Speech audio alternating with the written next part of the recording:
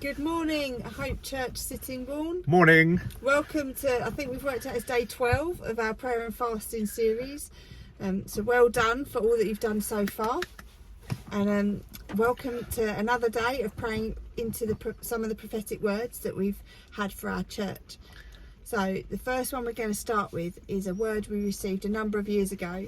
It's about little acorns grow into mighty oaks.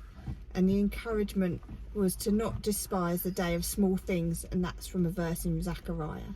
We've also been given it a few times since we've been meeting in Costa.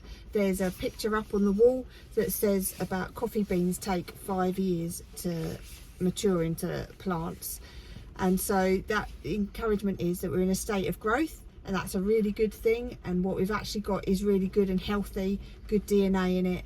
So we really want to encourage you to start this morning, this afternoon, whenever you're watching this, to start by thanking God for the small things you've seen him do, whether it's in your life, in the life of the church, or in the town of Sittingbourne. So let's start by taking a few minutes to thank God for what he is doing. So if you'd like to just pause the video there before we go on to the next point. Okay, so prayer point number 2, we're going to pray into the name of the church. So some of you will be aware that the name of the church is a prophetic thing.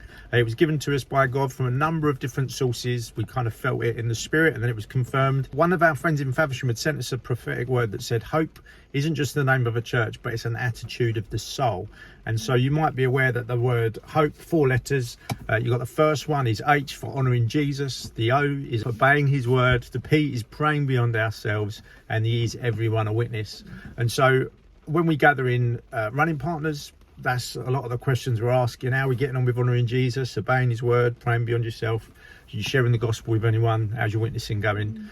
But what would be great today would be for you to pray that for yourself and for your household. There's that verse in the Bible that says, as for me and my house, we're going to follow the Lord. And so today, would you pray that, Lord, would you help me and my household to honour you, to obey your word, to pray beyond ourselves for our street, for our town, and give us opportunities to be a witness where we're at. Not put it all on the church, and we'll do it if we can, but actually our responsibility in doing it in the everyday bits of our own lives.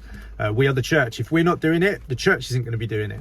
And so if we could just take a couple of minutes to pray into that, maybe praying to all 4, honouring Jesus, obeying his word, praying beyond yourself, everyone a witness. Press pause now, pray into that for a couple of minutes, and then unpause it again.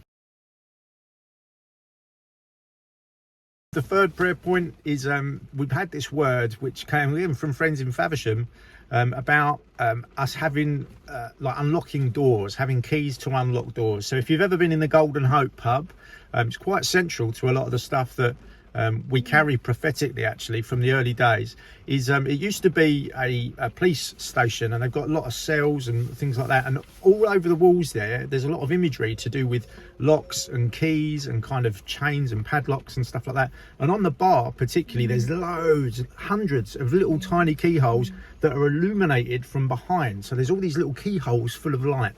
And it was actually Sam Morris, who's one of the elders at Faversham Church. He said, I looked at the bar and I just had an image of God entrusting you like a jailer's set of keys, every key being different for a different lock. Like all of these little keyholes were different ones. And as you put the keys in, you're going to be unlocking situations. God's entrusting you as a church keys to open doors for people, opening doors of opportunity, to release chains of oppression, that image, you can sort of push it as much as you want, but the main thing is that we're about freedom, and God's given us specific keys for specific lives. Some of them might be big doors, things that we might all do together and give a big shove together, like projects. But a lot of this, I think, is individuals loving the one in front of us, as we've been thinking about hospitality. So if you could pray into that, God, give me opportunities to put keys into people's lives and open up doors so that the light can shine through, that would be a beautiful prayer to pray. Great. Well, thank you for praying with us today. We look forward to seeing you tomorrow night for our celebration. Please come ready to share what God's laid on your heart, the things that you've seen happen. We really want to hear people's testimonies. Thank you for praying with us this morning, and we'll see you soon. Bye. Bye.